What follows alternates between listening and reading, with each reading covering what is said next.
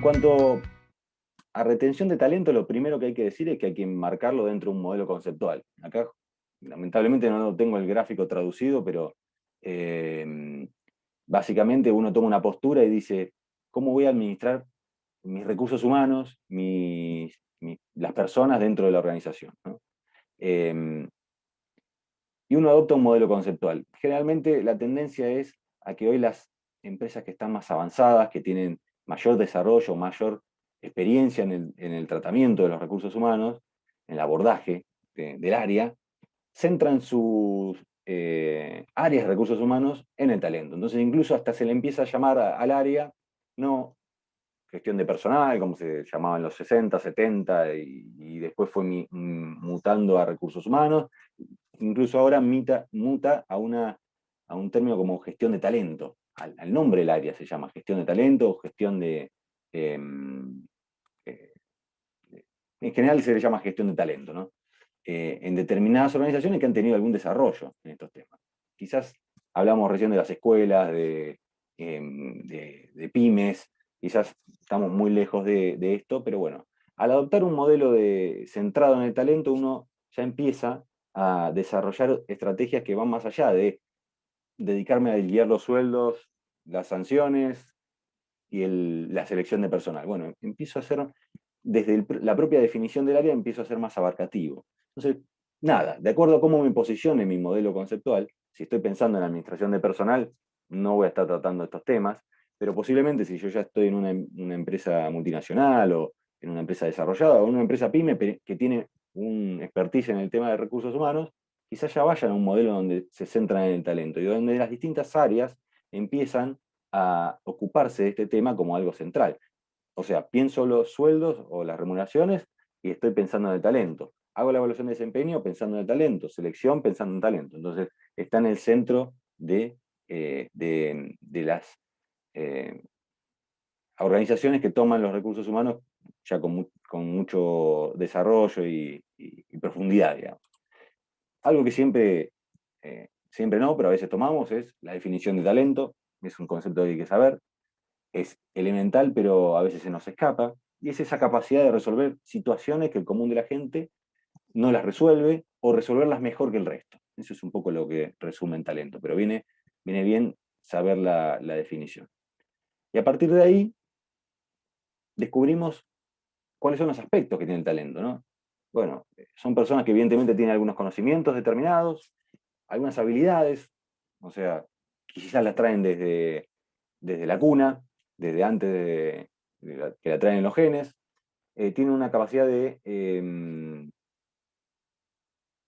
juzgar las distintas situaciones que van a enfrentar y el contexto de manera destacada, porque a veces uno puede tener la habilidad y el conocimiento, pero en el momento que tiene que decidir qué hacer, no lo hace correctamente. Estas personas tienen una capacidad de juzgar las situaciones, los hechos, que las destaca sobre el resto, y además tienen una actitud, es una conjunción de estos aspectos. Cuando falta alguno de ellos, es posible que el talento no esté en su máxima expresión. Después vemos un modelo de cómo abordar el talento, desde qué punto de vista. Puede ser desde una cuestión objetiva o una cuestión subjetiva, digamos. Cuando es enfocado en el objeto, lo que pensamos es en características de las personas. ¿Qué tiene que tener alguien para ser talentoso?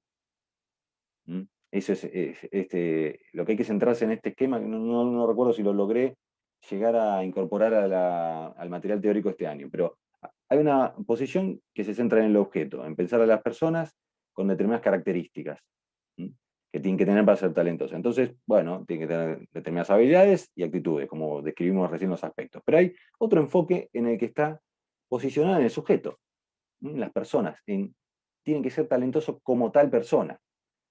En una se centran las características y en otra en las personas. Son dos maneras bastante distintas de ver las cuestiones. En una organización, si yo las veo como características de las personas, voy a enfocarme más en determinadas habilidades o competencias que tengo que encontrar para encontrar a alguien talentoso. Si me centro en las personas y lo veo de otra forma, generalmente en las pymes lo vemos de esta forma, como un enfoque en donde esta persona se destaca el que yo tome tiene que ser similar a este, ¿no? A este que se desempeña también, ¿no? Eh, es, es ver las personas o el talento como lo que es valioso en esta empresa. Estas personas son las valiosas. Y no importa tanto qué competencias tienen, son estas personas, ¿no? Entonces sí, después inevitablemente, si yo quiero trasladarlo a algo práctico, tengo que pensar, esas personas, qué competencias tienen, y voy a un enfoque del objeto. Pero bueno, estos son como dos abordajes distintos. Y nos vamos a encontrar organizaciones que destacan qué competencias tiene que tener una persona para tener talento, y hacen foco en eso, y otras que dicen, no, tiene que ser similar a este que se desempeña en tal puesto. Y por ahí piensan más al talento, desde identificar quiénes son los talentosos, quiénes son los potenciales y demás.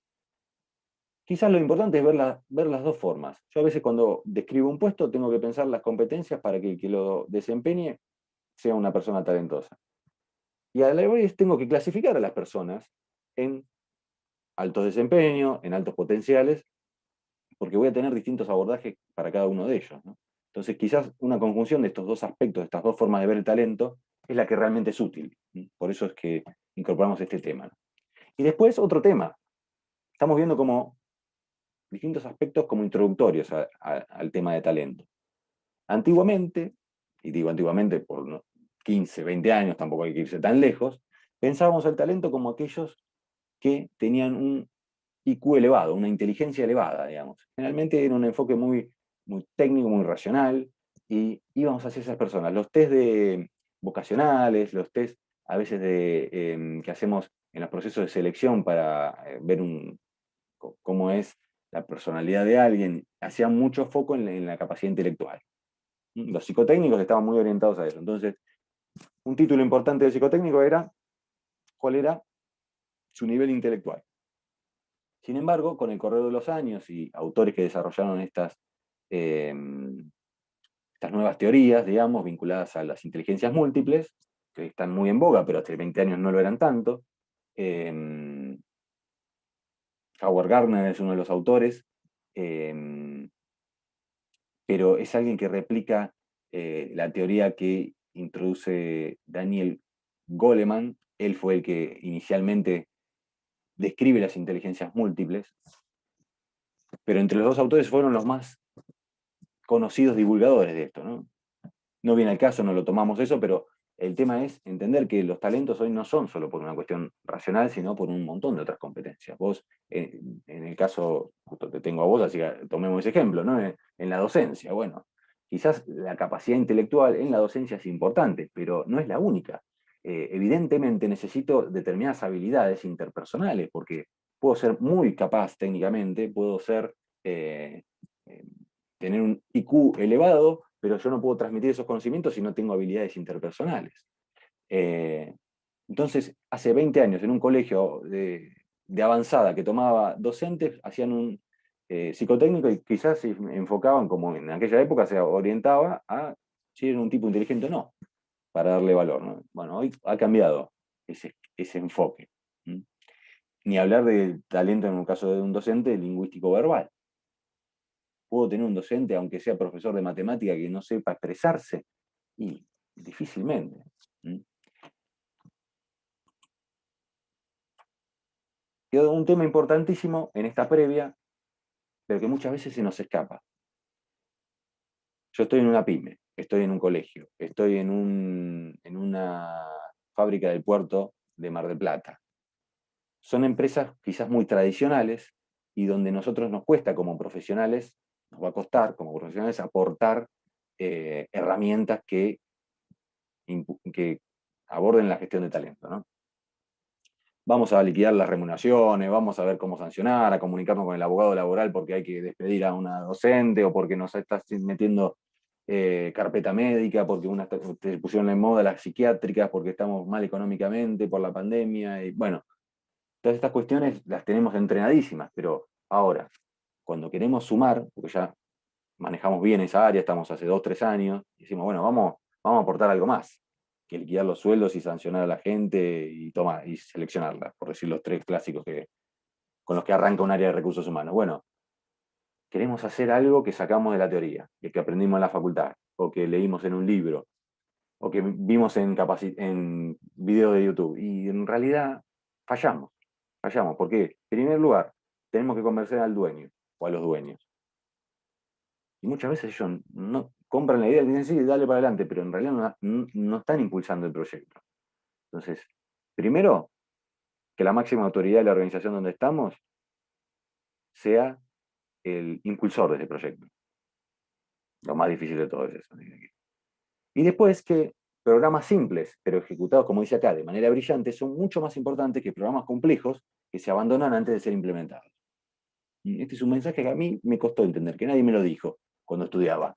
Yo soy contador y licenciado en administración, pero nadie me lo contó esto. Era una pavada. Uno choca con la realidad cuando entra en las organizaciones. Vos vas con todos tus ideales de la facultad y demás, y te encontrás con que, bueno, no es tan fácil. Y en gestión de talento en particular, hago foco en esto. Hago foco en esto, porque es de lo más difícil de impulsar en una organización clásica, en la que generalmente vamos a trabajar en nuestro país, digamos. Salvo que estemos en una multinacional, en capital, y bueno, es otra cosa. En el interior de la Argentina nos encontramos mayormente con pymes. Y a veces son pymes de 2.000, 3.000 empleados, pero no dejan de ser pymes con estos razonamientos arcaicos que a veces nos cuenta introducir nuevos elementos. De nuevo, lo importante de esto es, a veces hay que hacer programas más simples. Por eso me gustó los trabajos prácticos que hicieron ustedes, porque no se fueron a algo imposible de realizar. No me dijeron, la mayoría de ustedes, por ahí, porque en algún caso faltó leer el material o no, o justamente tomar una decisión. No me lo explicaron, pero intuyo que no pusieron vamos a hacer un programa de mentoring y lo desarrollaron como un punto importante. No, fueron a focos más concretos. Por eso estuvieron buenos los trabajos que hicieron del programa de talento, de retención de talento que planteaba.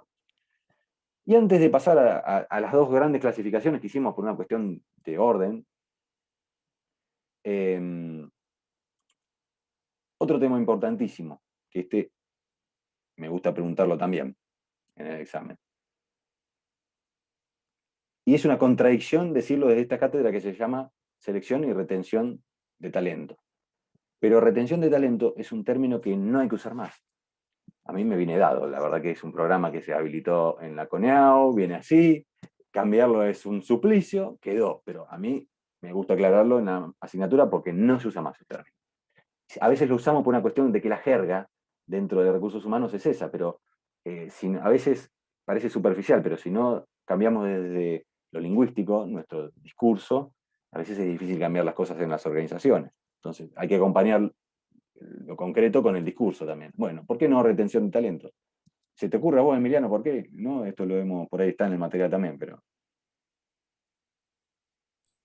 Eh, por qué no? ¿O por qué? ¿Por qué no? ¿Por qué no decirle retención de talento? Es bastante obvio, pero a veces a algunos les Pero cuesta. porque retener es, vos retenés una mosca, no sé, que las Sí, me personas no se encantó. retienen, Excelente. no somos cosas. Lo Sí, dijiste está mejor que en bien. todas mis clases virtuales. Suena a una mosca, porque te lleva a un terreno de convertir al ser humano en una cosa ínfima, en una cosa que se puede retener, en un frasco, ¿no? Por eso le escapamos a ese término. No se usa más retención de talento. Lo que se usa es distintas frases que tienen que ver con lograr que la gente quiera que se quede, digamos. El mensaje es ese, por ahí es difícil encontrarle la palabra. Ahora me va a salir una que me está gustando y se está usando hoy en día mucho más que retención. Eh, pero es eso, es lograr más que retención de talento, que por ahí es fácil y es fácilmente vendible y reproducible la frase, pero en realidad que no se usa más. Eh, lo que buscamos entonces es que la gente quiere quedarse dentro de la organización. Y para eso se nos abre un mundo de posibilidades.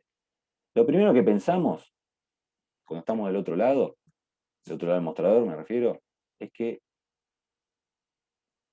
no sé si es lo primero que pensamos, pero desde la empresa quizás es lo primero que pensamos, que tenemos que pagar buenos sueldos.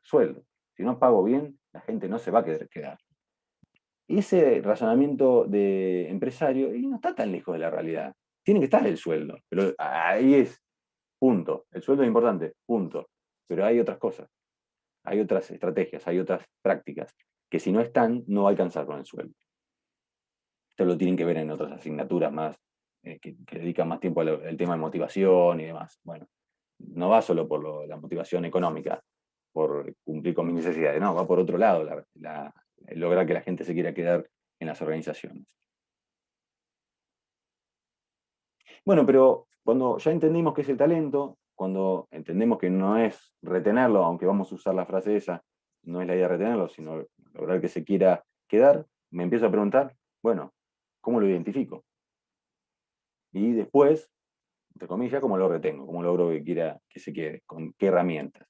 Y para identificarlo, acá es medio largo las diapositivas que vienen, pero vamos a tratar de resumirlo. Tienen toda una asignatura ustedes que ven gestión del desempeño, donde ven cómo se puede hacer cómo se elabora un plan de evaluaciones de desempeño.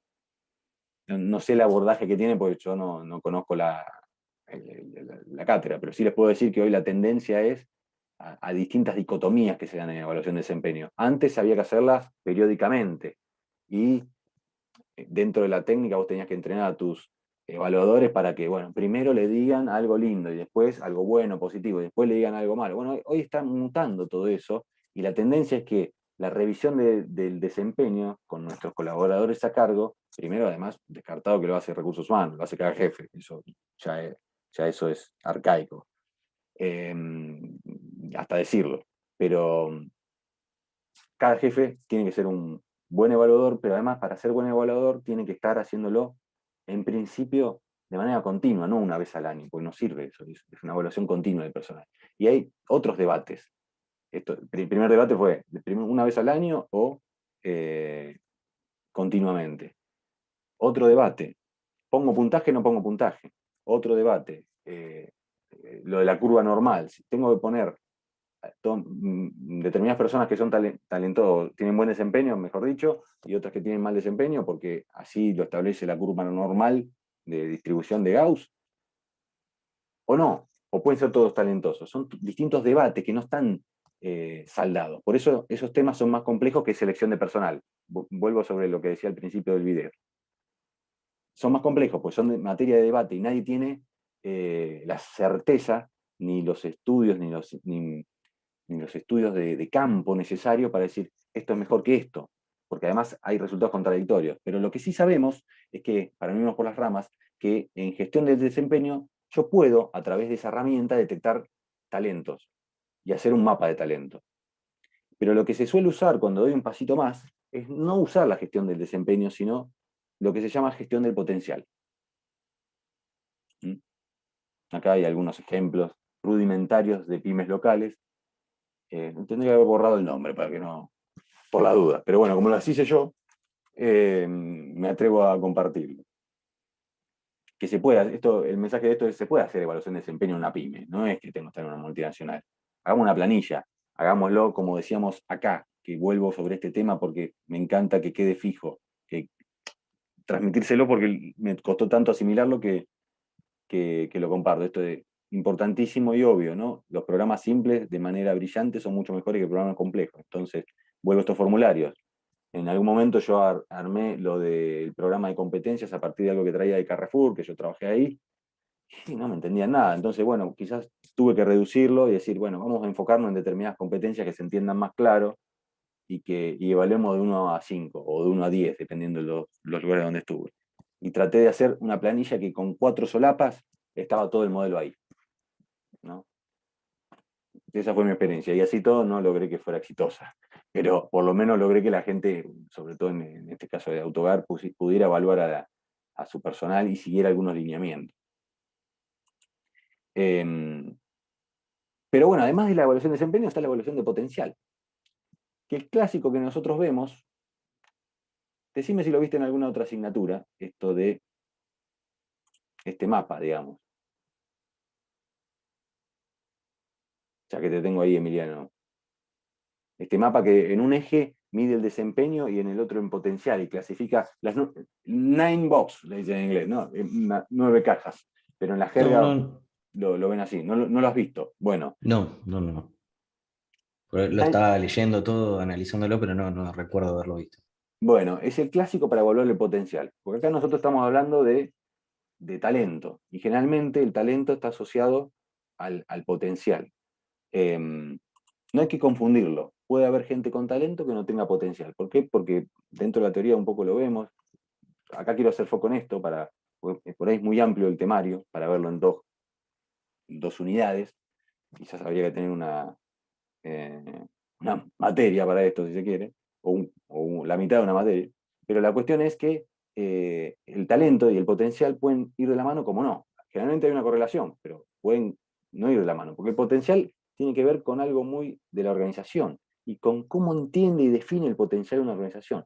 En una pyme que está en crecimiento, quizás el potencial tiene que ver con la capacidad de la gente de subir una posición. Entonces, mis potenciales van a ser aquellas personas que sean talentosas, pero que además tengan la capacidad de ser jefe, ¿no? Y porque voy a abrir sucursales. Entonces necesito que los cajeros de mi sucursal, o los vendedores, o los puestos que yo tengan los talentosos van a ser los que puedan ser jefes o gerentes en otra sucursal que voy a abrir. Pero en otras organizaciones quizás el potencial viene más dado por una cuestión de desempeño, de capacidad intelectual, de ser bueno en un área funcional y no de ser líder. Bueno, justo en tu caso, en la docencia. Bueno, quizás si yo quiero un coordinador de las áreas de ciencias sociales, ¿quién va a ser mi docente talentoso? Y bueno, el que tenga la capacidad técnica y no alguien que pueda ser líder. Va a depender un poco del contexto, cómo defino potencial. Pero en cualquiera de los casos, yo puedo hacer una matriz de dónde están posicionados eh, mis altos potenciales, digamos, que es la otra frase o palabra que quiero que, no frase, pues son dos palabras, ¿no? Pero que quiero que se queden en esta parte de la asignatura, es los altos potenciales, que sobre eso voy a trabajar, digamos. Esos son los que voy a querer retener más que cualquier otro, ¿no? También a los que tienen un buen desempeño, pero los altos potenciales son mis elementos clave dentro de una organización. No me quedó una. A ver, estamos abajo. Este es el clásico. Es el potencial de un lado y el desempeño del otro. Y clasifico a mi personal de acuerdo a estos ejes. Desempeño lo ven, tiene una asignatura completa para esto. Potencial es lo más complicado. ¿Cómo sé qué potencial tiene un empleado?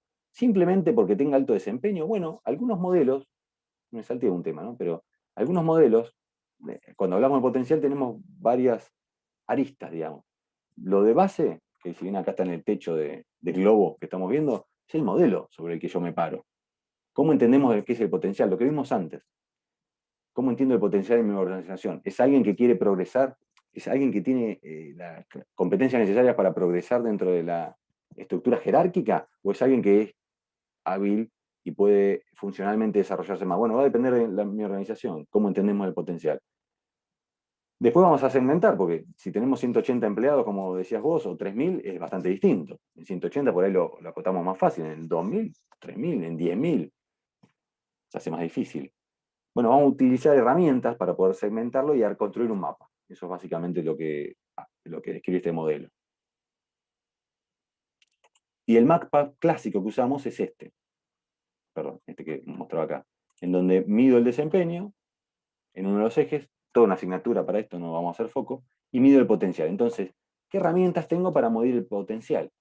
Para no marearnos en toda esta presentación, una de las formas que tengo clásicas es hacer lo que se conoce y que vimos algo en selección como, lo digo en inglés porque se usa así en la jerga, ¿no? Es el people review, es la revisión de empleados, la revisión de mi personal, pongámosle el nombre que sea, pero así lo usan las empresas que lo utilizan. La revisión de talento, dice acá, otra traducción. Que no es ni más ni menos que sentarme en una pyme, me sentaré con los referentes de determinadas áreas y el dueño de la empresa, quizás, o los dueños, o el dueño que está a cargo de tal área.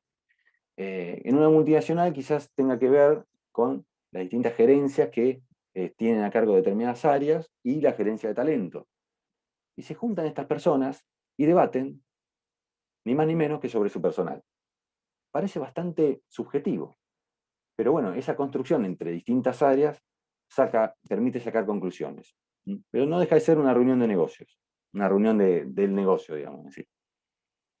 Y bueno, ¿qué se trata de ver? Bueno, hablan de la gente que tienen a cargo, posiblemente traigan los resultados de la evaluación de desempeño, posiblemente, si es una pyme, lo único que es juntarse y decir, bueno, de tu grupo de trabajo, tenés una cadena de jugueterías, perfecto. En la juguetería tal, alguno de los 5 vendedores que tenés, o vendedoras, ¿tiene capacidad para gerenciar un local? Bueno, y empiezan esos debates, sí, pero fíjate que cuando tiene que resolver situaciones de crisis, María se pone nerviosa y generalmente se va a llorar a el baño. Bueno, parece muy subjetivo, pero esos elementos aparentemente informales, junto con la evaluación de desempeño, si es que la tenemos, que es por ahí más, si está bien construida, es más objetiva, junto con resultados que pueda tener la persona y los pueda medir. Quizás si son vendedores voy a tener cuál es dónde está ubicada dentro de la escala de vendedores, si es un top performer, digamos, uno de los mejores vendedores, o si está en la media. Tendré que buscar la forma. Si tengo encuestas sobre cómo se desempeñan mis docentes en una institución educativa, sobre todo en las terciarias universitarias que hay encuestas, bueno, lo sumaré algún dato duro y bueno, entre eso vamos a armar nuestro mapa, básicamente. No es ni más ni menos que eso. Y obviamente haremos foco en los verdes, que son aquellos que tienen potencial. Los amarillos no quiere decir que tengamos que hacer algo puntual, trataremos de que se muevan hacia el eje verde, y los rojos muchas veces lo que se dice es gente que no necesitamos más en nuestra organización en un enfoque duro, ¿no? Pero básicamente tratamos de identificar el potencial y el talento de esta forma. Porque, de nuevo, talento, si no es un alto potencial, no es que no me sirve, sino que mucho mejor si tiene potencial para lo que yo necesito. Así como está ese mapa, que es uno de los resultados que puedo tener eh, una de las herramientas que puedo utilizar para medir el potencial.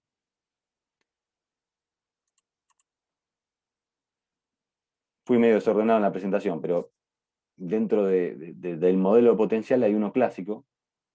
Me fui a las herramientas, a la herramienta clásica, si se quiere, sin pasar por el modelo, de contexto de cómo lo puedo ver dentro de un colegio donde me voy a orientar más a la parte técnica de las personas para medir si tienen potencial, y en otra organización que está creciendo y va hacia un modelo de donde necesita gente que sea jefe.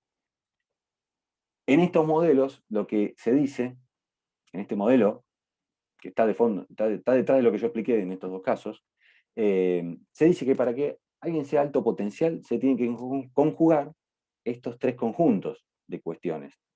La habilidad,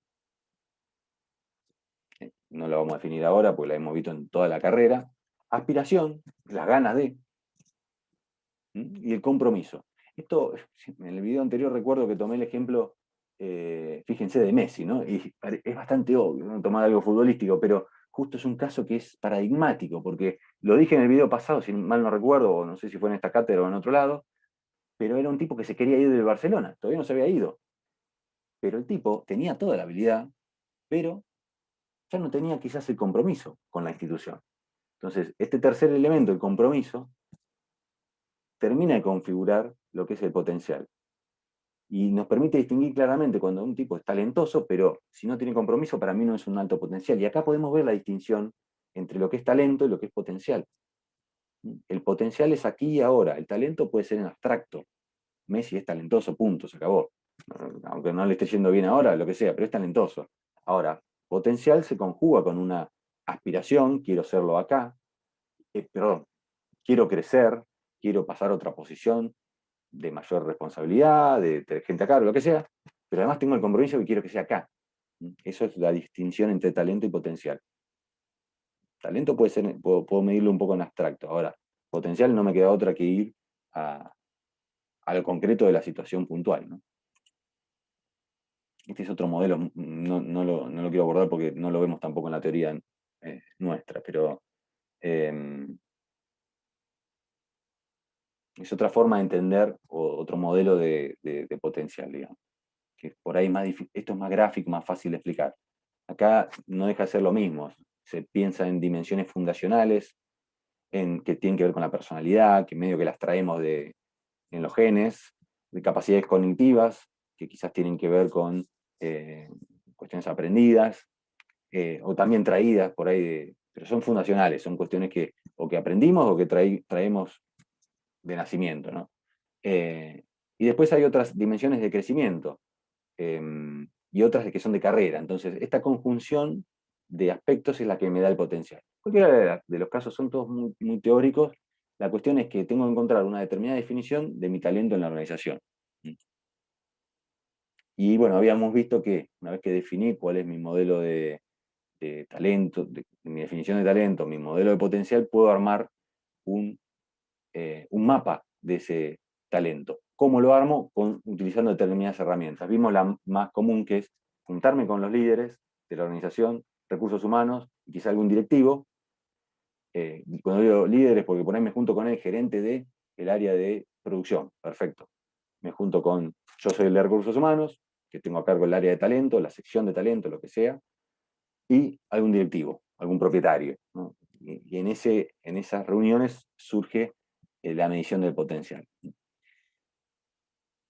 ¿Y por qué decía antes de empezar la grabación, te lo comentábamos Emiliano en realidad, esto de, en el plan de talento, creo que una de las observaciones que hice incluso a dos de los tres trabajos, es, no pusieron el tema de capacidad de aprendizaje, de desarrollar que la persona tenga mayores capacidades en el trabajo actual.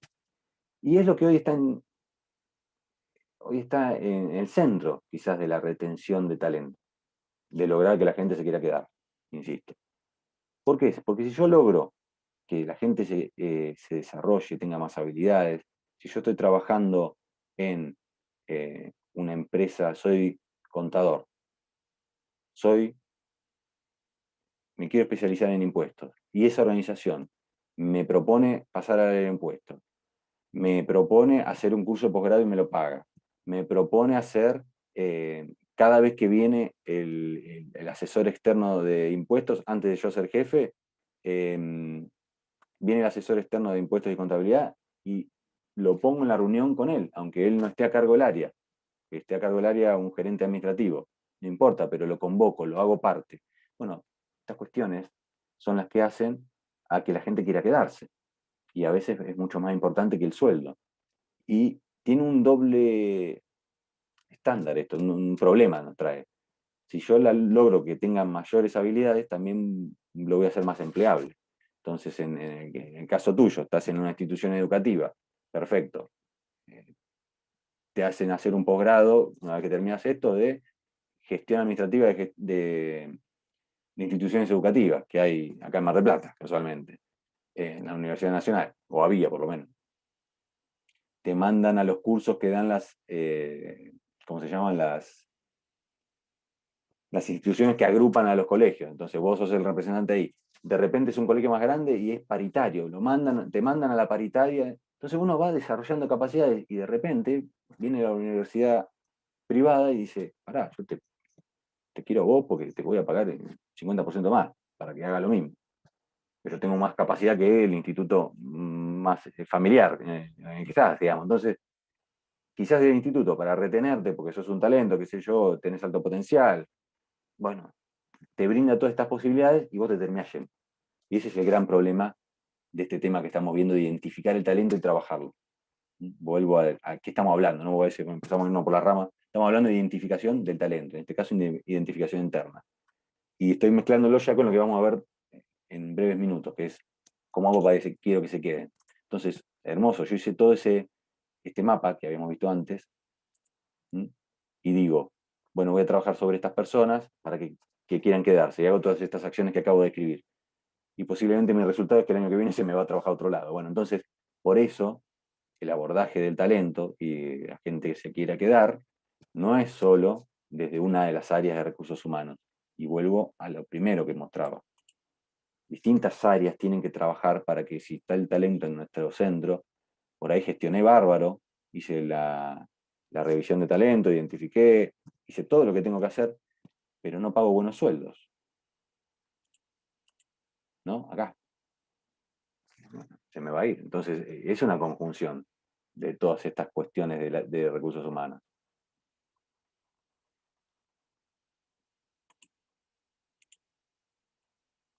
Entonces, vimos este mapa y vamos a ver algo similar, este mapa. Y por eso empecé a hablar de este tema de mejorar las capacidades de las personas para que se quieran quedar.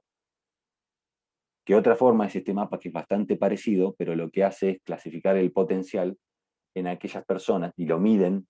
Y esto, lo que es fuerte de este modelo y este mapa, esto es un modelo y además una herramienta y un mapa. Vuelvo a esta parte. Vimos el modelo como algo abarcativo. Herramientas para detectar el potencial y mapas donde clasifico a mi público, digamos, ¿no? Que son el personal de la empresa. Bueno, lo potente de este modelo, que además de modelo es herramienta y es mapa.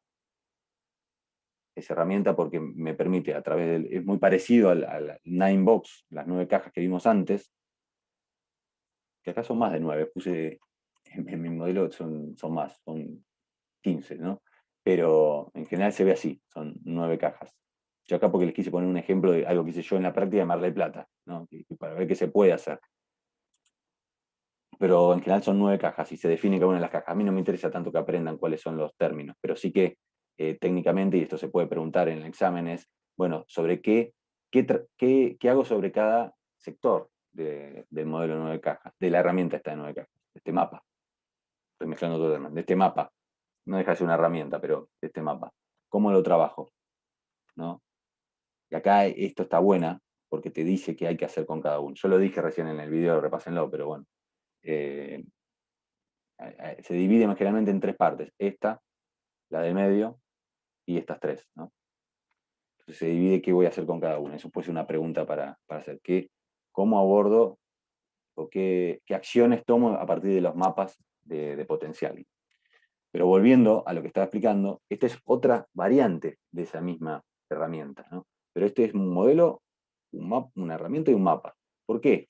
Porque un modelo que explica que a mí lo que me interesa en las organizaciones como potencial es aquellas personas que tienen, como potencial, como consecuencia del talento, ¿no? Mayor agilidad o menor agilidad de aprendizaje, me van a interesar las de mayor agilidad de aprendizaje.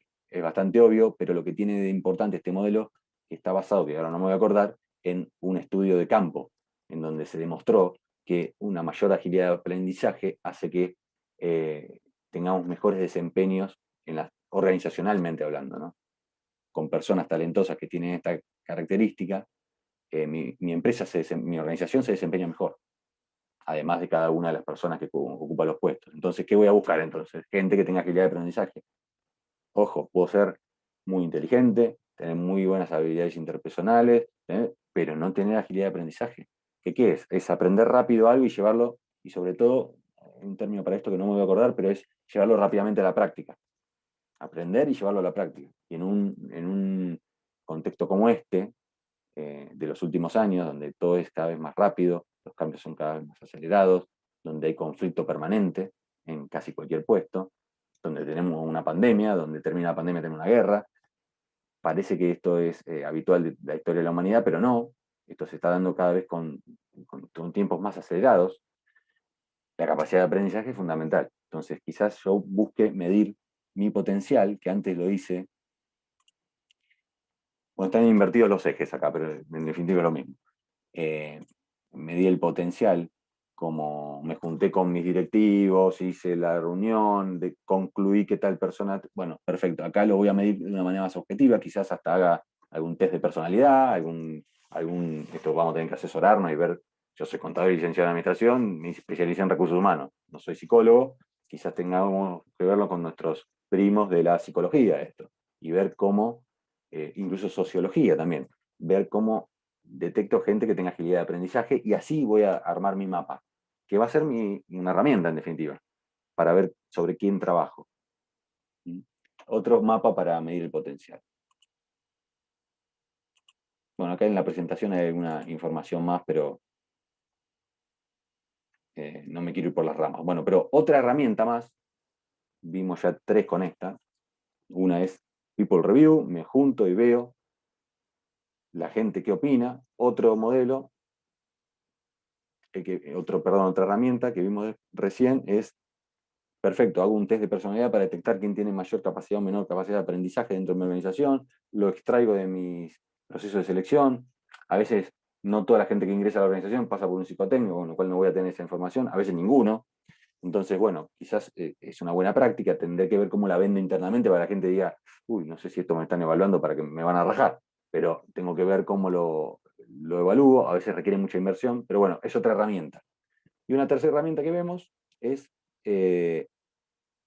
me estoy dando cuenta que hay muchas palabras en inglés, pero de nuevo, es la jerga con la que se utiliza hoy en día. Entonces tenemos que saber, un Development Center, un centro de desempeño, que no es ni más ni menos lo que veíamos en selección de personal como un Assessment Center, como también un centro donde yo junto a todos mis candidatos, los observo, sus comportamientos, en un ambiente controlado, tengo gente que anota, gente que observa, gente que participa, y los candidatos, y elijo uno. La diferencia, y esto es importante porque también a veces es una pregunta, entre un Assessment Center que uso en selección de personal y la misma herramienta, y le ponemos Development Center, pero es la misma herramienta, donde hay un grupo, donde hay un observador, donde hay un evaluador, donde hay una persona que coordina, aplicado a esta parte de la materia, retención de talento. ¿Cuál es la diferencia? Bueno, en el primer modelo yo voy a evaluar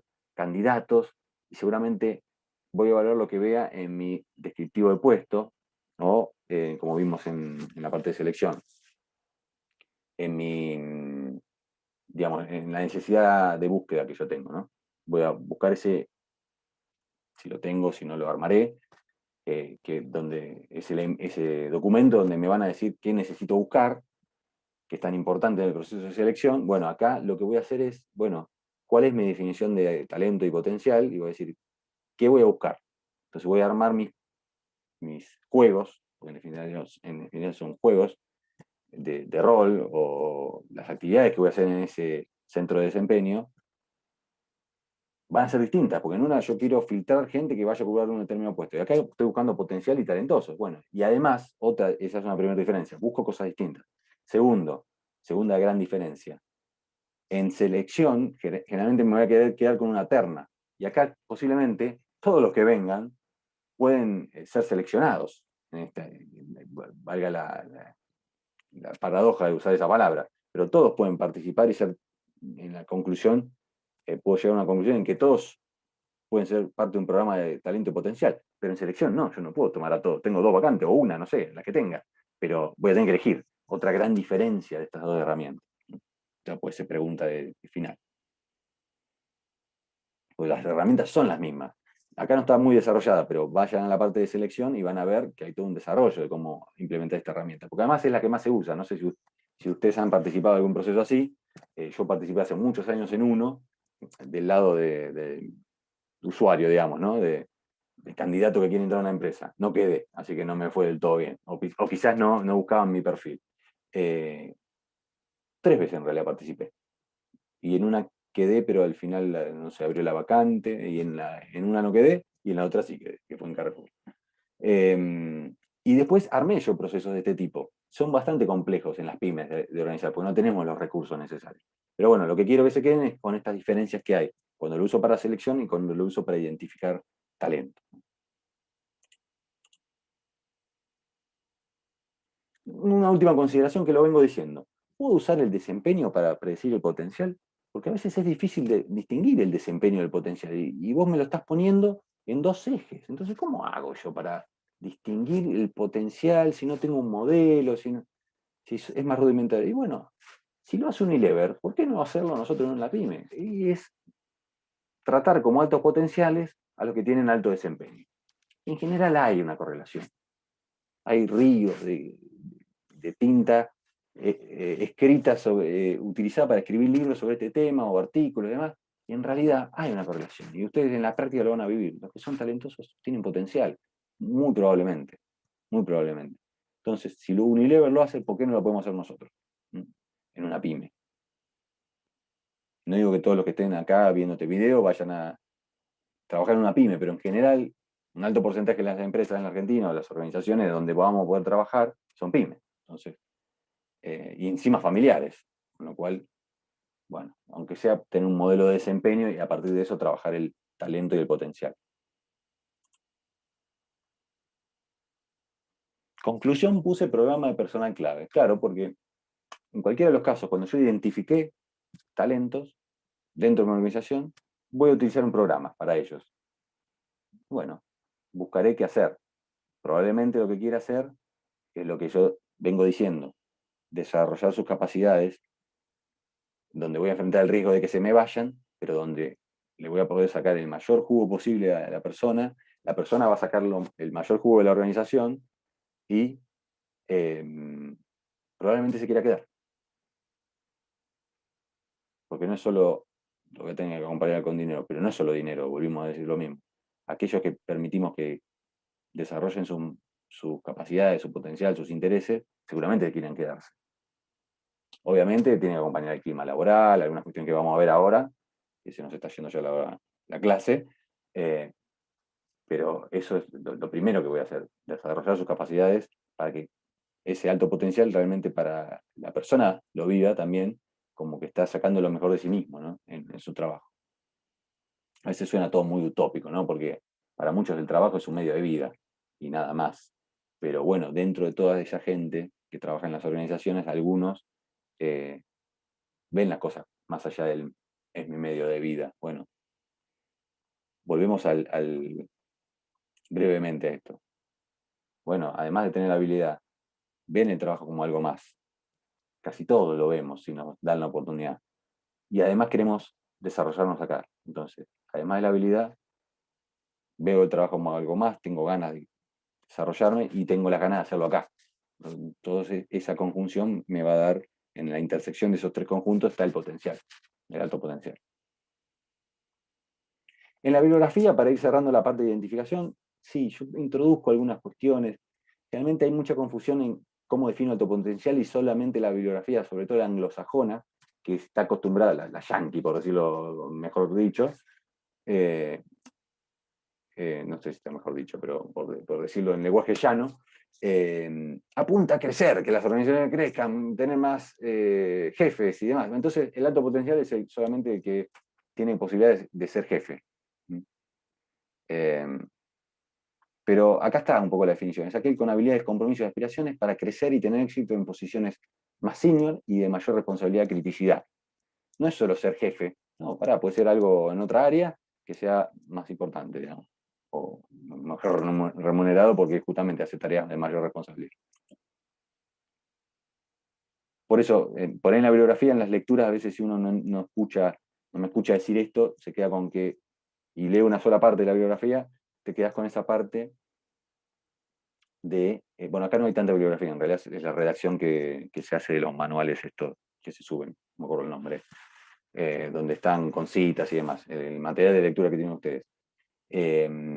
Quizás se hace foco en esto de el potencial es aquel que quiere ser jefe o que tiene la capacidad para ser jefe. Bueno, no es solo eso es lo que quiero que quede como distinción. Y en mi programa de personal clave voy a trabajar sobre esas personas que, con todo lo que vimos recién, detectamos que son nuestros potenciales. Identificación externa. Bueno, obviamente, esto ya lo vimos en selección, porque la identificación externa del talento me lleva a selección.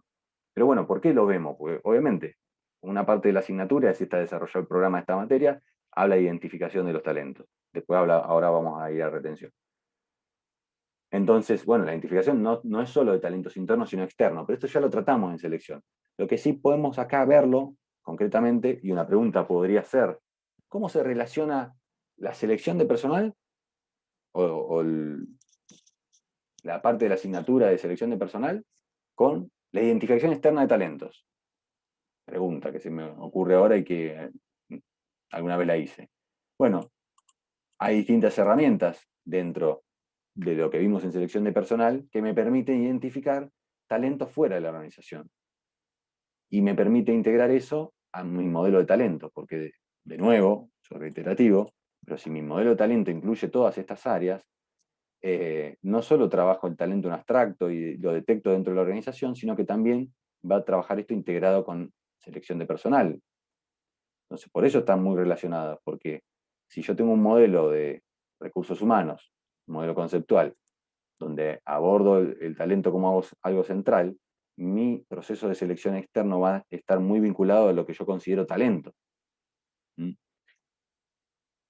Entonces tenemos programas de jóvenes profesionales, tenemos convenios con universidades, tenemos el headhunting, que es, yo no digo que en un proceso común de selección de personal no también busquemos gente talentosa, pero quizás para un puesto de cajero, que no tengo proyección, que lo único que quiero es que sepa contar bien la plata, no necesito una persona hiper talentosa de acuerdo a mi definición de la organización, que quizá en mi organización el talento está vinculado a aquellos que pueden, pues un supermercado, aquellos que pueden escalar a posiciones gerenciales y manejar una sucursal y tener, bueno, cuando lo estoy seleccionando no, pero quizás si salgo a buscar un gerente de sucursal, necesito hacer un hunting, un cazatalento, ¿no? Ir a buscar a alguien que, salvo que tenga un convenio de reciprocidad para no tomarnos personal, estoy en Toledo, en Mar del Plata, y bueno, tomo a alguien de la cooperativa obrera, por decir dos supermercados regionales.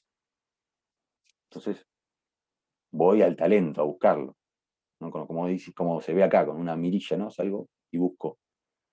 Entonces son tres herramientas en donde generalmente vamos a buscar gente talentosa y con alto potencial.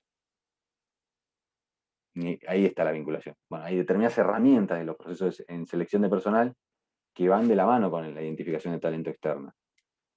De nuevo, el hunting, convenio con universidades y jóvenes profesionales son las herramientas más relacionadas. Pueden encontrar alguna otra relación, pero cuando voy a buscar cuando armo un programa de jóvenes profesionales, ¿por qué lo armo? Porque quiero tener mis potenciales, gente talentosa, y mis potenciales analistas a futuro, jefes de área. Bueno, si miran los programas de jóvenes talentos, lo que se busca siempre es eso. No buscan resolver un puesto operativo, ¿no? Por ahí te toman para un puesto operativo de analista, pero te están viendo para que vos seas el futuro gerente. ¿Mm? Y bueno, vamos a la segunda parte y la final del día de hoy, que es la de retención de talento, que ya dijimos que no hay que usarlo más. Y nos vamos a encontrar todo el tiempo con esta ambigüedad. En el video que estamos hablando de retención de talento. Ustedes dentro de la organización que hablan de esto. El programa que habla de retención de talento, pero olvidemos no de retención de talento. Entonces es un poco ambiguo cómo lo abordo. Pero también tiene que ver con esto, con ponerlo en foco todo el tiempo y en revisión todo el tiempo, ¿no? Bueno, vos decías lo de la mosca, acá yo hablo de retención, es una barrera física para que los empleados no se puedan ir, una cárcel, suena a eso, ¿no? Hay un encadenado. Y acá está el término que no me salía anteriormente, una lástima, porque la verdad que es lo que tendríamos que usar. Fidelización. Fidelización es un término más representativo de lo que buscamos, lograr que el empleado quiera quedarse. Entonces, lograr que el empleado quiera quedarse, por ahí, fidelizar al empleado es el mejor término que podemos usar. No lo van a escuchar tanto, incluso en organizaciones desarrolladas en prácticas de recursos humanos. Se usa más retención de talento, se nos escapa. Yo hice un posgrado en San Andrés, y el director del posgrado, cada vez que hablaba del tema, hablaba de retención. Y que hasta pedía disculpas después, decía, pero bueno, es así. Hablemos de fidelización, bueno, hablemos de fidelización. Para el año que viene voy a cambiar la presentación y le pongo fidelización. ¿Sí? Donde cada lugar que dice retención, le meto fidelización. Acá hay un informe, es muy interesante. En un año de pandemia cambiaron muchas cosas, pero 2020 ya estuvo armado con el contexto de pandemia, digamos. Entonces, el informe de Mercer lo que decía, que es una consultora internacional que trabaja temas de recursos humanos, ¿qué motiva a los empleados a incorporarse, permanecer o abandonar la compañía? Y bueno, no cambia mucho con el tiempo, pero eh, son parámetros que si vemos los primeros cuatro, en permanecer, que es lo que estamos hablando ahora, esto de fidelizar al empleado, estabilidad en el trabajo figura uno. Y uno diría, las generaciones nuevas, el problema de esto es que no está segmentado, es a todo el público, ¿no? Y bueno, se sigue evaluando la estabilidad en el trabajo, ¿no? Salario competitivo. Fíjense que en los dos primeros lugares aparece algo duro, duro. Y después empieza oportunidad de desarrollo, oportunidades profesionales, trabajo con propósito en el quinto lugar. Entonces, ¿por qué elige la gente permanecer en las organizaciones? Y en definitiva, por más que escribamos mucho sobre las cuestiones blandas y estar felices y demás, se quedan primero por en un orden de jerarquía, primero por el sueldo. Y, en este caso segundo, pero siempre está el sueldo ahí. El sueldo y la estabilidad. Entonces, en definitiva, no tenemos que perder de foco eso. ¿Mm? Eso es lo que quería destacar de este informe. No nos perdan por hablar a veces desde recursos humanos, volamos y en términos de lo que queremos hacer en las organizaciones, y a veces el problema es que estamos pagando malos sueldos. Y bueno, está interesante para ver alguna otra información que se puede sacar de ahí, ¿no?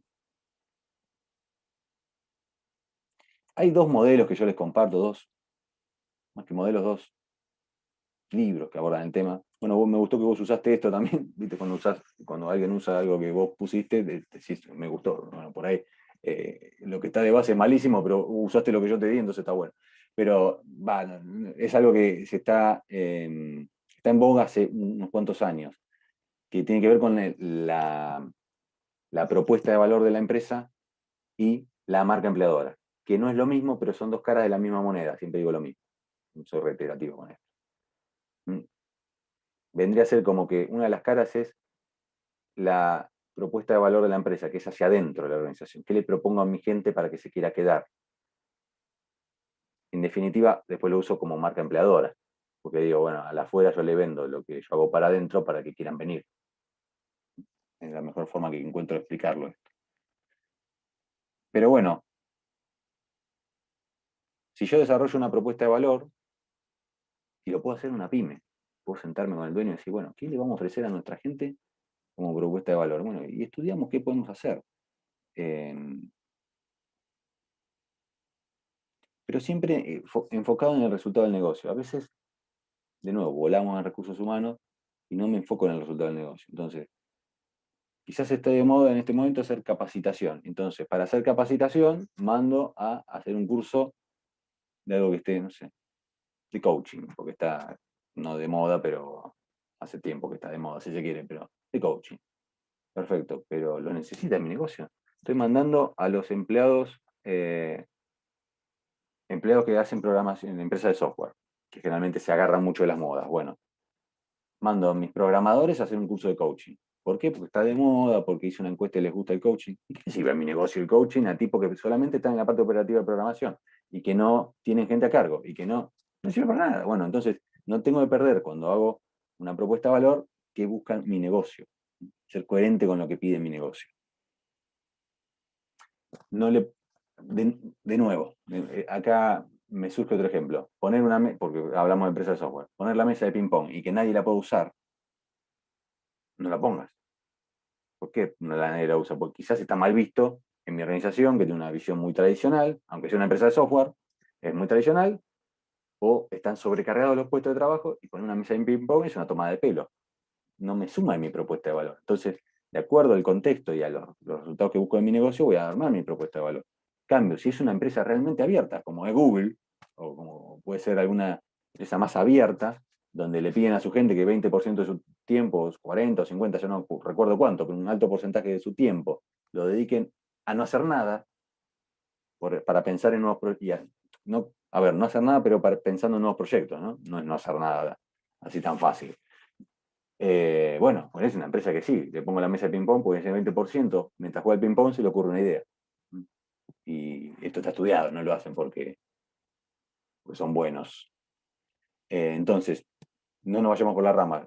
¿Por qué la propuesta de valor es importante? Porque tiene que estar de acuerdo a mi negocio y porque si yo tengo una buena propuesta de valor, seguramente vaya un buen clima laboral y eso me va a servir como marca empleadora. ¿Para qué? Para atraer por un lado talentos y para lograr que, pero sobre todo en esta parte de la asignatura, para que logremos fidelizarlo. ¿Me escapó algo? No, más o menos, lo que no sea un concepto vacío, ¿no? Decir, no sé, que las personas pueden ser sí mismas, desarrollar su trabajo de la mejor manera y tener la oportunidad de ser felices. Es como súper amplio esto, ¿no? Y súper volado, pero hay que llevarlo a acciones concretas. Entonces, de nuevo, el ejemplo del ping-pong, ¿no? Sí, va a ser más feliz jugando al ping-pong. Posiblemente, pero si yo en la cultura de organización no se lo permite, no lo incorporo. Pero tiene que ser, como dice acá, no solo una acción de marketing, de nuevo, no pongo los carteles de el café es gratis si después no se lo doy, o si se sirve 3 cafés gratis, el jefe le dice, che, te tomaste 3 cafés. No, si lo pongo gratis y libre, que sea gratis y libre, porque realmente lo siento, ¿no? Y después el contarlo bien, que hoy se habla de storytelling, ¿no? Contar bien, contar al mercado cuál es mi propuesta. Y una pyme, Darío, lo va a contar. ¿Qué capacidad tiene de contarlo? Sí, el boca a boca, sobre todo en ciudades como Mar del Plata, donde estamos, que es una ciudad grande, pero es un pueblo grande, como se suele decir.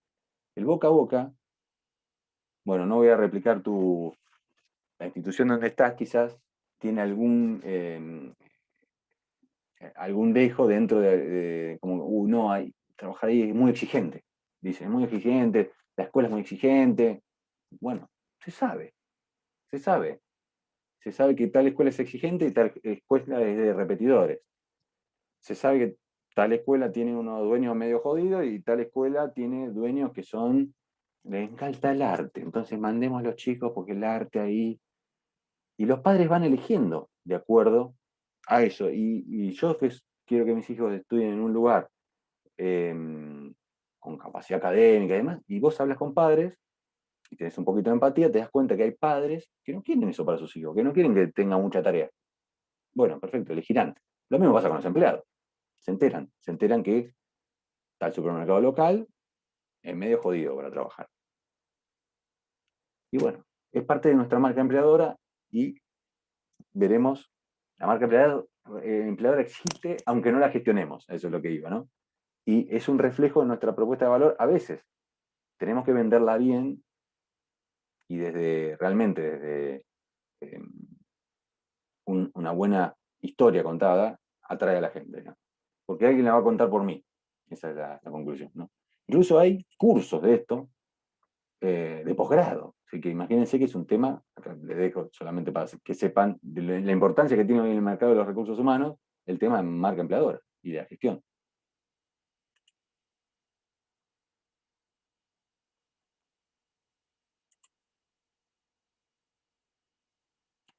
Me salté estos dos autores que dije yanquis y además me fui divagando para otro lado, pero se enumeran bastante como todo autor anglosajón, ¿no? Los principios y las 7 claves para.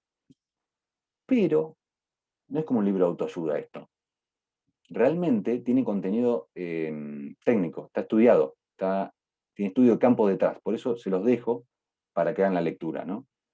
Porque está bueno, habla de algunos principios y qué estrategias puedo hacer, implementar para lograr que la gente se quede en la organización.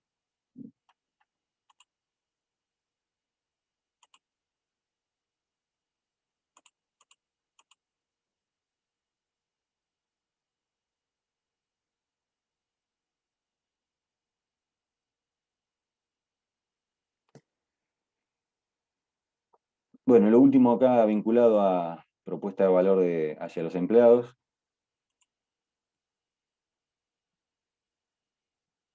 Áreas donde podemos trabajarlo, ¿no? El propio puesto y su contenido, la cultura o el clima organizacional, cultura y clima organizacional, los jefes.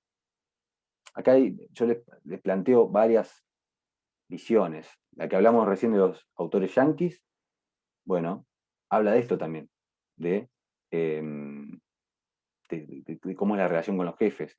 Cuando miran encuestas de clima laboral o las encuestas de Great Place to Work, y se llama así la organización, ahí no usamos el inglés para hacernos el canchero, sino así se llama la empresa, ¿no? Que hace las encuestas de clima y sale siempre en primer lugar, sale FedEx y Banco Galicia, y no, depende el año, van turnándose. ¿Cómo se llama? Tarjeta naranja. Bueno, miren los rankings, todos los años están publicados, salen en los diarios eh, más importantes. Y es una forma de vender, de nuevo, lo vinculo con el tema de marca empleadora, ¿no? Es una forma de vender la marca empleadora. Todos ponen a los jefes como uno de los principales aspectos de lograr fidelizar a los empleados. No digo nada nuevo, lo hablábamos en selección, está el principio de la asignatura.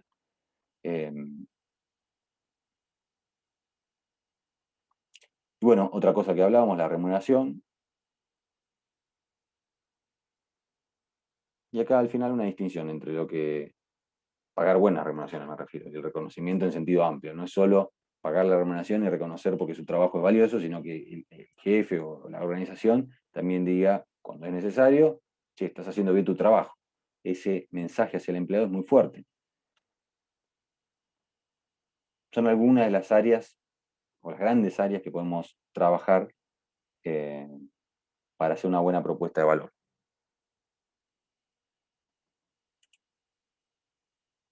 Otro modelo de KPMG de cómo trabajar la propuesta de valor. Pero van a ver que todos tienen aspectos muy similares en, en su base, ¿no? Acá habla de trabajar el liderazgo, trabajar la evaluación de desempeño, cómo se paga por resultados, digamos. Los básicos, que se refiere, como acá habla de, bueno, acá no lo trata, pero tiene que ver con el clima laboral, con la seguridad, y bueno, las distintas prácticas que puede haber de comunicación, de gestión del talento, de gerencia. Pero en general, todo gira en torno a 4 grandes áreas, 5 grandes áreas, y sobre eso construyen una propuesta de valor.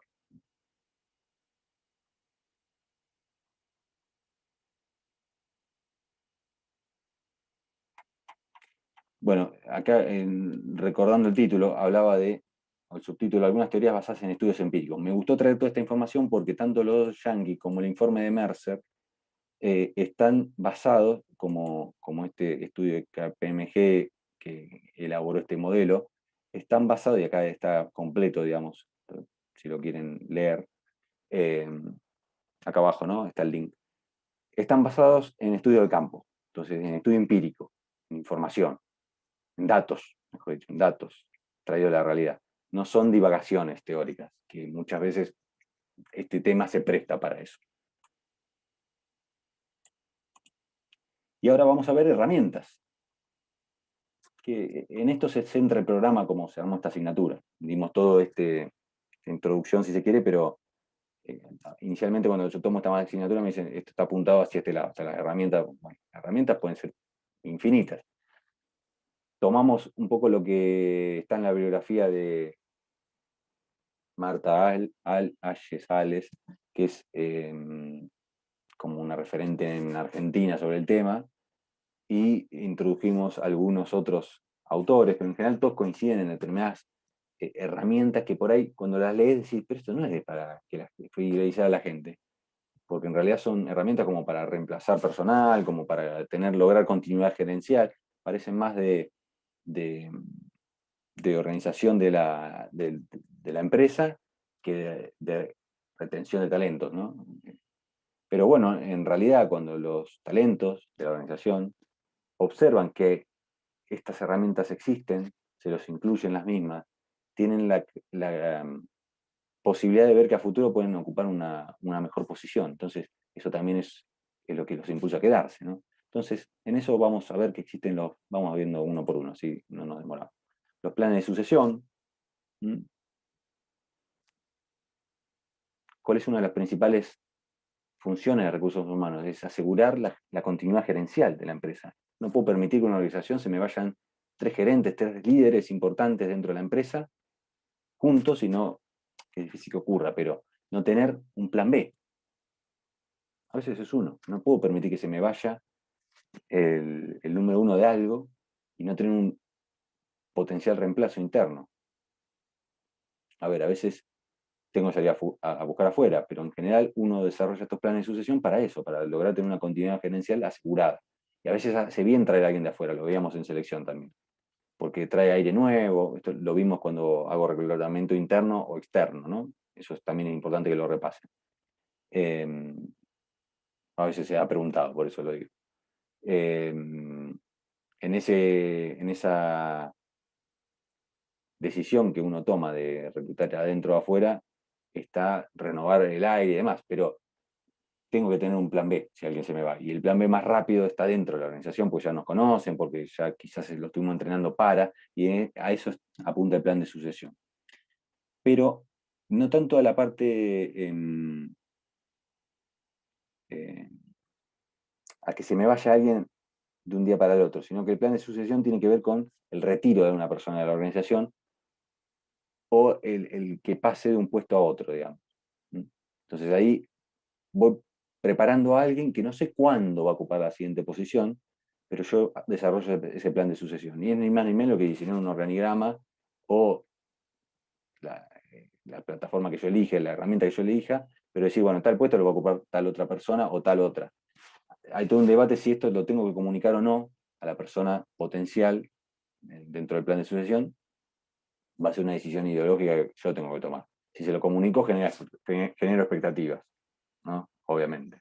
Si no se lo comunico, por ahí pierdo la oportunidad de generar una herramienta de fidelización. Entonces, generalmente, si yo lo pongo acá en el tema de retención de talentos, lo voy a comunicar, plan de sucesión. Porque pienso que va a fidelizarlo, digamos, va a querer quedarse porque sabe que cuando el otro se vaya, es uno de los potenciales reemplazos.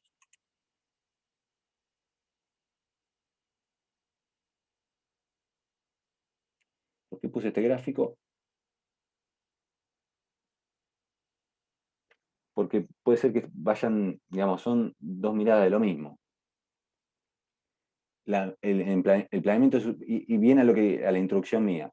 El planeamiento de sucesión es una mirada más estructural, no me acuerdo qué palabra usé recién, pero es una mirada más de organización, digamos, de cómo organizo mis puestos de trabajo, de diseño organizacional, esa es la frase.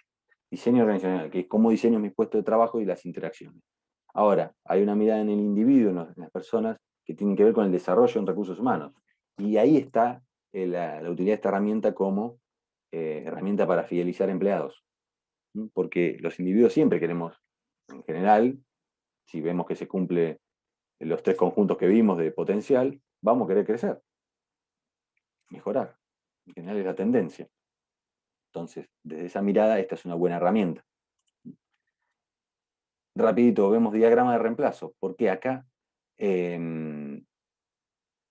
la diferencia con el plan de sucesión es que el diagrama de reemplazo sí tiene una fecha cierta.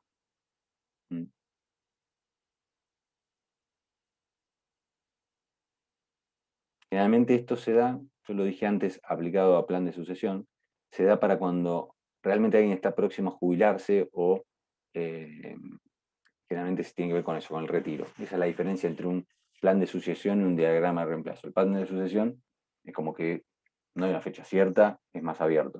El diagrama de reemplazo, yo sé que dentro de 2 años se me jubila tal persona en la organización y empiezo a buscar quién lo va a reemplazar. ¿No? Es más concreto y con fecha cierta. También puede ser, por ejemplo, cuando hay decisiones, no solo el retiro de la organización, sino que hay decisiones que en determinadas organizaciones se dan sistemáticamente, como es en Carrefour, por ejemplo, por decir una. Cada 4 años los directores de tienda, el director de Mar del Plata se tiene que ir a Tandil o a alguna otra región.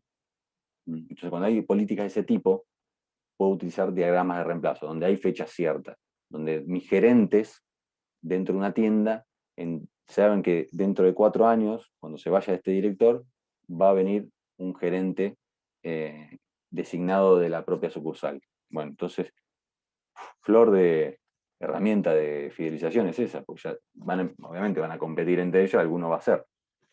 Pasa en la Argentina esto es muy difícil de programar, ¿no? Pero bueno, ese es el concepto que está detrás del diagrama de reemplazo, que no está en el de sucesión, porque el de sucesión es algo abierto.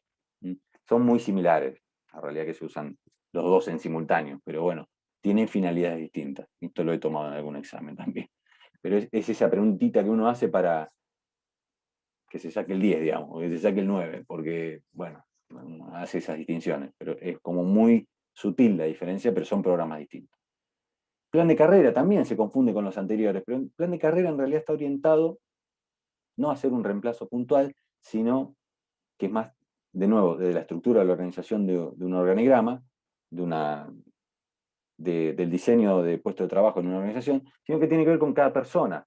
Y esto es una herramienta muy útil a posteriori de que hago el mapa de potencial, ¿no? Esto que hablábamos. Acá, ¿qué hacemos después con esto? Bueno, voy a tener que pensar en cómo lo capacito, cómo lo hago más competente para su trabajo, aunque eso tenga el riesgo de que se me vaya a otro lado, pero también voy a tener que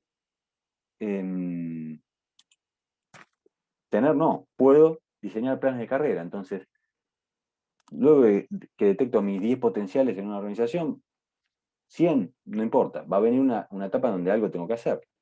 Además de lo que dije recién, puedo diseñar su plan de carrera y tener una charla sincera y decir, bueno, eh, ¿vos querés una carrera gerencial o querés ser especialista en esta organización? Gerencial es, ¿no? Voy jefe, gerente, director,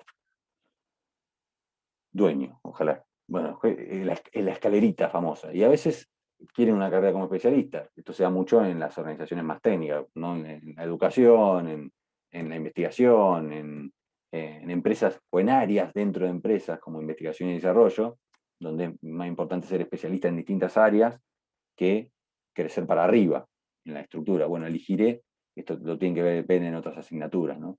Eh, Elegiré qué camino le doy a cada perspectiva. Y el tema es si lo comunico o no lo comunico. De nuevo, estamos viendo como herramienta de fidelización, entonces obviamente lo voy a tener que comunicar, porque el tipo tiene que estar enganchado con mi plan de carrera y tiene que ser su propio plan de carrera. Porque si hoy se está viendo, esto no creo que no estaba años anteriores, ya vamos terminando, ya te dejo ir a descansar. Este, que está cambiando. El plan de carreras antes era una escalera más como esta gris, escalones mejor definidos, carreras tradicionales. Estoy 2 años en un puesto y paso 2 años a ser jefe, y en 2 años, en 5 años paso a ser gerente, y en 20 años puedo ser director. Bien, hay convenios colectivos que están redactados en estos términos, que van subiéndote escalafón, la policía. Cada 2 años te tienen que, no me acuerdo cómo es técnicamente, porque nunca estuve, pero sé que cada 2 años te tienen, o cada un periodo de tiempo, quiero decir, te tienen que cambiar de escalafón. Y vos por eso es un desastre, pero te tienen que cambiar porque la carrera es así.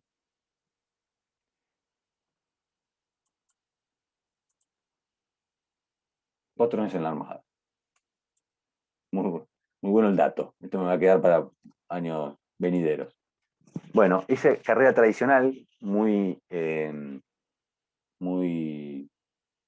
clásica en estas estructuras, eh, otra vez uso la palabra arcaicas, ¿no? Que son las estructuras de la, militarizadas o policiales o eclesiásticas. Y hay organizaciones que son de ese estilo, realmente las más grandes, y burocráticas, si se quiere, o estatales, ¿no? Eh, Se dan estas carreras. La realidad lleva que en las empresas del sector privado y más modernas, y las personas están teniendo carreras de distinto tipo, donde hay transiciones laterales, donde no siempre, por ejemplo acá, este paso largo, donde antes había un escalón, no lo hay. Porque el trayecto laboral se ve de otra forma. Yo puedo ser jefe de administración y finanzas y de repente surge la posibilidad de ser jefe de recursos humanos. Me pagan lo mismo, pero quizás yo tenía un interés en... Acá salió mi inconsciente al contar este ejemplo, ni lo pensé, pero yo estaba en el área de impuestos en Supermercados Toledo y pasé a ser gerente de recursos humanos, muy joven. O sea, la verdad que fue una oportunidad grande que me dieron. Y quizás no tuve un aumento salarial, fue un cambio de gerencia de impuestos a gerencia de recursos humanos.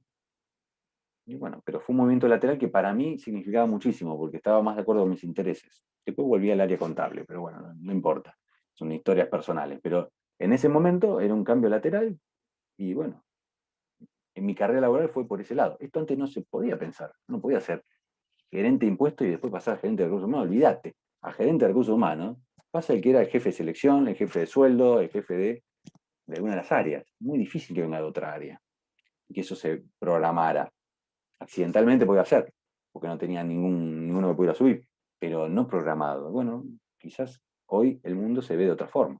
Y después podés saltar y pasar a ser director de un área. Pero se dan estos movimientos laterales y esto es lo que quiero que se queden. Los planes de carrera, que son una gran herramienta de retención de personal, de fidelización, eh, Hoy, en los últimos años, no tantos, se abrieron y hay carreras laterales y carreras hacia arriba. Y no solo por esto, no solo por esto que veíamos, lo que lo tienen que haber visto en otra asignatura, esto de la carrera gerencial y especialista. No, no. Puedo tener carrera gerencial donde no haya un movimiento escalonado. Me puedo mover entre sectores. Y viéndolo desde el punto de vista de la carrera de una persona, incluso entre empresas. Y después puedo volver a la empresa. Entonces, esto antes era impensado. Era impensado. Otras herramientas clásicas son el coaching, el mentoring, counseling, son todas muy parecidas. Esto se los dejo para que los lean. Hay sutiles diferencias. Y está de la mano con lo que Marta Ales dice, jefe entrenador lo llama el programa, porque en realidad es una derivación del coaching, digamos.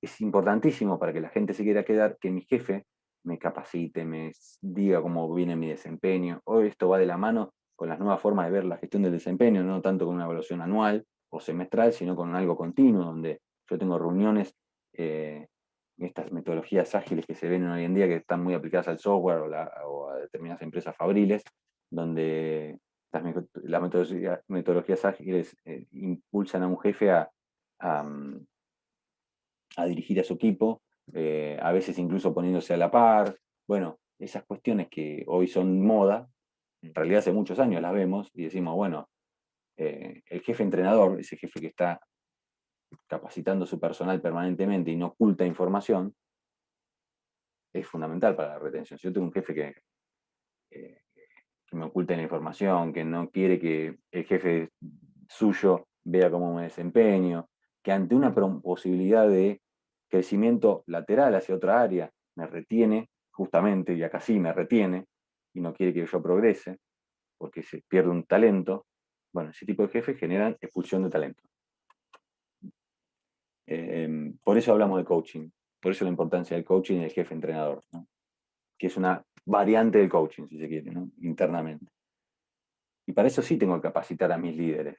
Y no, lo dije antes pensando en los programadores. Ojo, pero aunque sea una moda el coaching, o no lo sea tanto, si en mi negocio lo pide, porque necesito tener en los mandos medios desarrollado la capacidad de coachar a sus empleados, bueno, ahí sí va a ser una buena política o herramienta para mi propuesta de valor de la empresa. Pero si se lo destino a mis programadores, no. Por eso, en cada tema puede servir o no. No es esto biribiri, digamos, no es siempre coaching, no, pará, el coaching sirve si yo lo voy a implementar en gente que lo va a utilizar y que mi propuesta de valor lo requiere, tiene que estar alineada toda esta estrategia, digamos, ¿no? El mentoring no se usa tanto en las pymes, vamos a ser honestos, ¿no? Es difícil, pero no deja de ser algo que por ahí informalmente se da, que es alguien con un señor y con una experiencia laboral de muchos años, que ocupa puestos gerenciales, se junta con alguien que tiene potencial y lo acompaña en el día a día.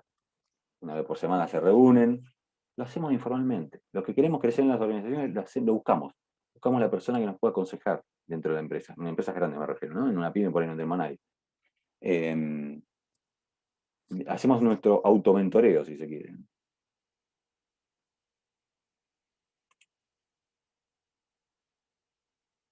Y el counseling es como algo más New Age, más vinculado a que además te sientas bien, algo más vinculado al desarrollo del individuo y de lo emocional. Esto sí ya empieza a ser más vago dentro de una organización, más difícil de vender dentro de una pyme. Pero bueno, si uno va a cuestiones sociológicas y psicológicas, lograr que el empleado sea feliz dentro de la empresa y en su vida personal es lo ideal. Ahora, ¿cómo lo hacemos cómo hago counseling? Y bueno, posiblemente lo destine a mis mandos medios. No va a ser para todo el mundo, pero es una práctica poco vista. Me quedo liderazgo porque no quiero perder de vista nunca que mis líderes, mis mandos medios, son una de las principales herramientas de fidelización. Si yo tengo todo bien armado, pero mis líderes son un desastre aplicando las herramientas, o son gente que retiene información, o son gente sin empatía, son son gente sin capacidad de aprendizaje. Todas competencias que en el siglo XXI, 2020, para adelante, después post pandemia, llegaron para quedarse. Entonces, si tengo líderes que no son esas características, ya tengo que estar pensando en cómo los saco de la organización. A veces no puedo. Pero son los que logran, estos líderes con estas competencias, que la gente quiera quedarse. Yo lo vi muy claramente en una organización donde tenía un jefe que era técnicamente excelente y tenía rotación, rotación, rotación. La excusa por ahí sería que trabajaba en el área de informática. Entonces se le iba. Bueno, perfecto. Cuando hubo un cambio y el jefe pasó a ser un ingeniero en sistemas, pero que la verdad no tenía un perfil para nada similar al anterior, pero técnicamente era muy inferior. El tipo, por ejemplo, no sabía de base de datos. Por ejemplo, después hubo un problema que nos secuestraron la base de datos secuestran, bueno, justo ahora rusos. Hay muchos rusos secuestrando bases de datos y pidiendo rescate en Bitcoin. De hace muchos años pasa esto. Y bueno, si hubiera estado el anterior, les aseguro que eso no hubiera pasado por un capo en seguridad informática. Y técnicamente quizás superior, pero la gente se le iba. Cambiamos, y si bien en el área de software hay rotación, no pasó más. ¿Y qué pasaba? Y bueno, era un líder con otras competencias blandas que lograba que la gente quisiera que se quedara. ¿Y cambió algo más en la organización? No, les aseguro que no, lo vi yo. Está bien, es un caso de miles, pero tendría que haber miles para que uno pueda concluir que eso es realmente así. Pero bueno, yo la viví, por eso me atrevo a contarlo en el ejemplo. Se reunía un tipo de sistema muy raro, puesto en donde estoy ahora trabajando no ocurre, ¿no?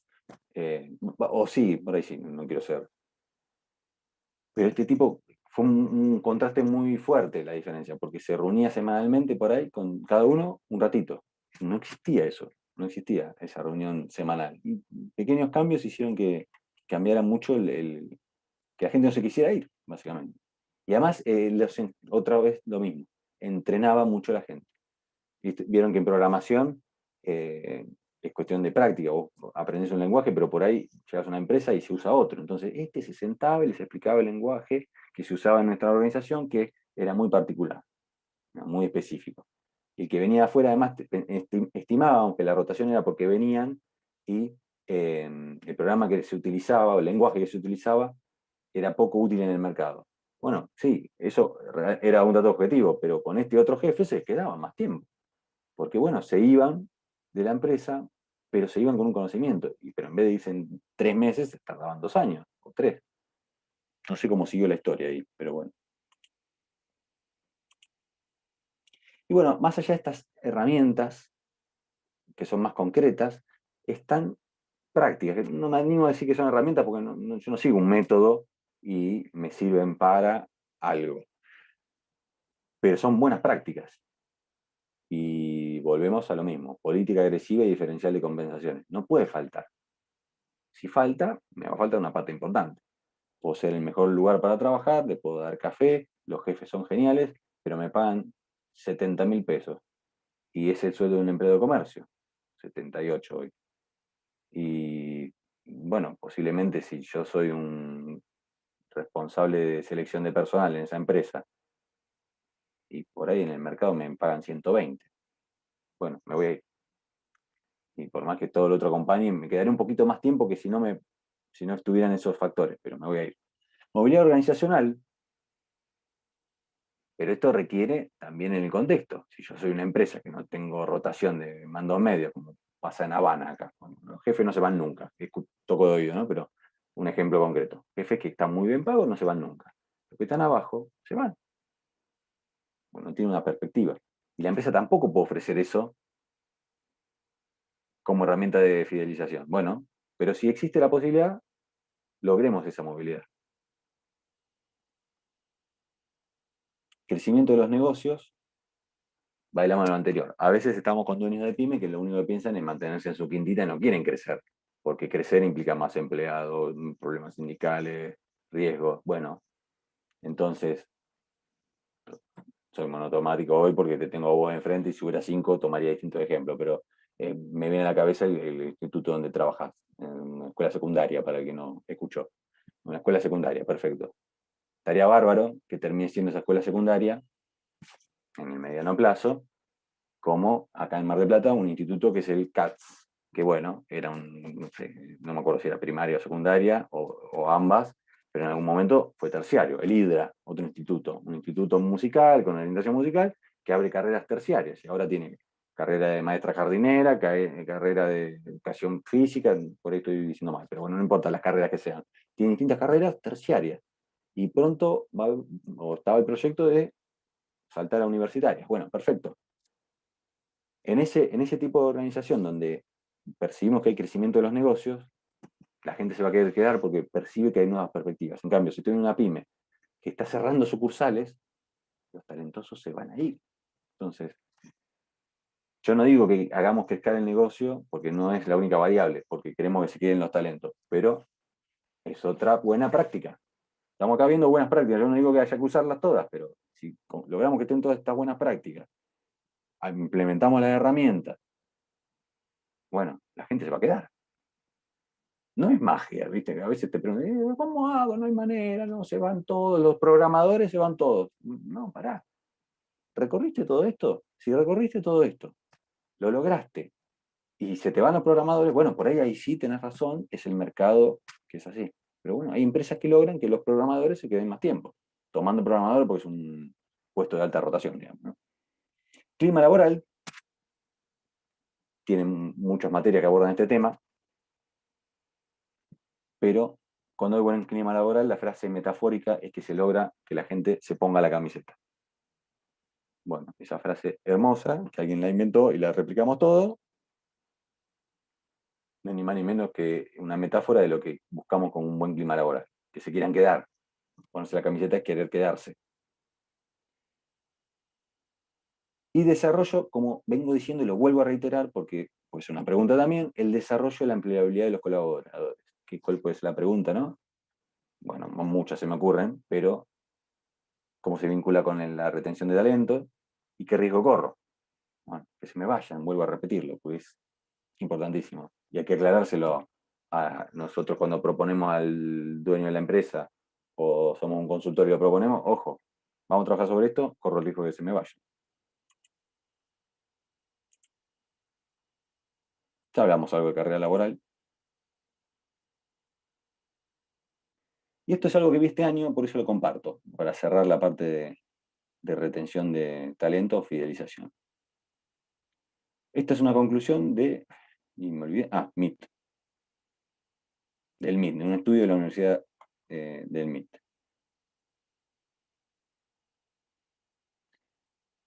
Vamos a las conclusiones. Puestos desafiantes y respaldo de los gerentes impactan en el compromiso. Nada nuevo lo que nos hayamos dicho, pero esto está basado en una encuesta que hicieron a jóvenes managers de, no me acuerdo dónde, pero es un estudio de campo, de nuevo. Esto está hecho en Estados Unidos y entiendo que fueron y lo replicaron en otro país. Estoy hablando de memoria ahí, pero acá está el que lo quiera repasar, está acá. Transiciones de puestos no son tan importantes para los empleados, a diferencia de lo que piensan las organizaciones. Y acá un poco se desdice con lo que yo les dije, pero esto es, por eso me gustó ponerlo como conclusión, porque esto es fidelización de los empleados. Es un tema más ambiguo y discutible, que todavía no hay reglas tan claras como en un proceso de selección, que tiene todas sus etapas y demás.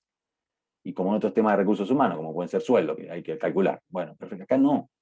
Entonces, este estudio dio que eso no era tan importante. Y a diferencia, esto sí coincide con lo que vengo diciendo, mentoring, coaching, capacitación de vuelta, respaldo de los jefes directos y de los gerentes del superior, del top manager, trasladándolo a la Argentina, sería los dueños de las pymes, se considera importante y las empresas no lo suelen ofrecer. Conclusiones de un estudio de campo que respaldan un poco lo que venimos hablando. Quizá no tanto en esto, en las transiciones de puestos no son tan importantes, pero es un estudio, de nuevo. Ahora, otra conclusión muy importante que quiero decir. Si yo estoy haciendo recursos humanos en el ferrocarril, que en la Argentina existen, no sé, 2 empresas de ferrocarril, o 3, no sé, son pocas, quiero decir, ¿no? Que es muy acotado. que posiblemente que los que trabajan en el ferrocarril, sí, tampoco estén pensando en transiciones de puestos. Y quizá lo que estén valorando es que exista la empresa, porque ellos quieren manejar una locomotora, o si son baliceros quieren llegar a manejar una locomotora, porque soñaron de chico serlo, porque su familia trabajó siempre en los trenes, son todos ferroviarios, y quieren jubilarse en el ferrocarril. Entonces, muchas de las cosas que vimos están pensadas en este tema, que no lo vamos a abordar, pero de las generaciones nuevas, de los contextos actuales de pandemia, donde la gente busca trabajo remoto, y hacemos todas conclusiones sobre ese público. Pero si estamos de nuevo en el ferrocarril, ¿de qué trabajo remoto me vas a hablar? ¿De qué, de qué herramienta de todas estas de proyección de carrera me vas a hablar? El tipo quiere manejar una locomotora y jubilarse de eso. Y el sindicato está muy presente, entonces posiblemente tampoco quieran irse de ahí porque sienten que es su lugar para trabajar y que alguien los va a defender. Entonces hay que ver los contextos donde estamos trabajando para ver cuáles de todas estas herramientas son factibles y cuáles no. Y quizás con la gente de la estructura ferroviaria, esa de base, que quiere llegar a manejar una locomotora, yo no puedo trabajar mucho estas herramientas. Sin embargo, en determinados mandos gerenciales o en la administración de esa empresa ferroviaria, yo sí lo puedo trabajar. Entonces, todas estas cuestiones son muy contextuales, ¿no?